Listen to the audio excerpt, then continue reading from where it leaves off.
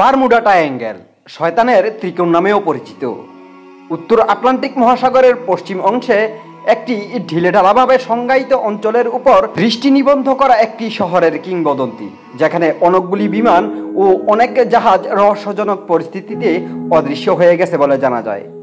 20 শতকের মাঝামাঝি সময়ে অদৃশ্য হয়ে যাওয়ার প্রবণ এলাকাটির ধারণার আবির্ভাব ঘটেছিল।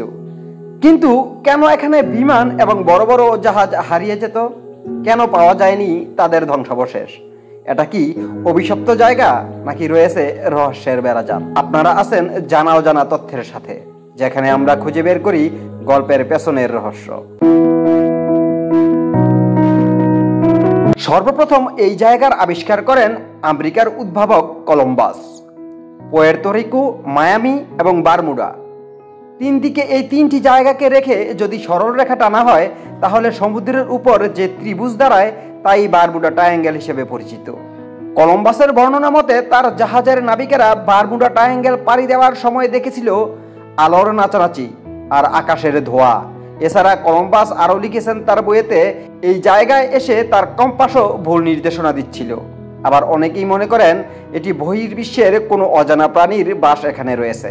ভিন গ্রহের মানুষেরা পৃথিবীতে এসে এই স্থানটিকে তাদের ঘাঁটি বানিয়ে নেয় এবং এই অঞ্চলের ভেতরে প্রবেশ করলে সবকিছু নিশ্চিহ্ন করে দেয়, যাতে কেউই তাদের ব্যাপারে কোনো কিছু জানতে না পারে।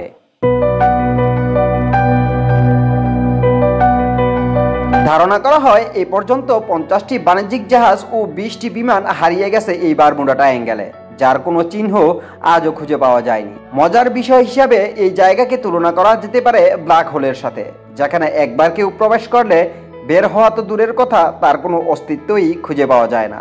সমুদ্রের তলদেশে বিশাল প্রাণী থেকে শুরু করে বিদ্যুৎ, ঝড়, বারমুডা ট্রায়াঙ্গেল ঘিরেছিল সীমাহীন রহস্য।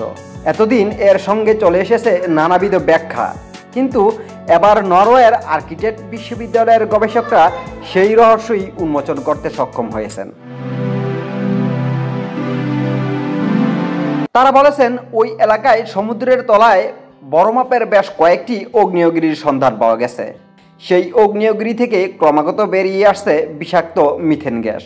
শুধু মিথেনই নয়, তার সঙ্গে বেরিয়ে আসছে আরও কয়েক ধরনের গ্যাস। ফলে ওই এলাকার সমুদ্রে কোনো প্রকার জাহাজ বা কোনো প্রাণী থাকতে পারে না। মিথেন সমুদ্রের তলদেশ থেকে উঠে এসে সমুদ্রের জলকে ফুলিয়ে ফাঁপিয়ে তুলছে। মিথেনের চাদরে ঢেকে গেছে গোটা এলাকা। এর উচ্চতা অন্তত 150 ফিট। ফলে কোনো নাবিক বা পাইলটের পক্ষে চারপাশ দেখা প্রায় অসম্ভব হয়ে পড়ে। এই কারণেই একের পর এক দুর্ঘটনা ঘটে চলছে বহুদিন যাবত।